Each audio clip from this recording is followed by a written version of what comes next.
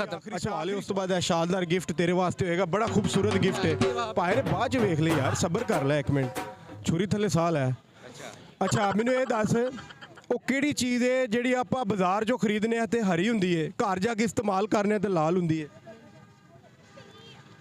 ਜਿਹੜੀ ਚੀਜ਼ ਹੈ ਮਹਿੰਦੀ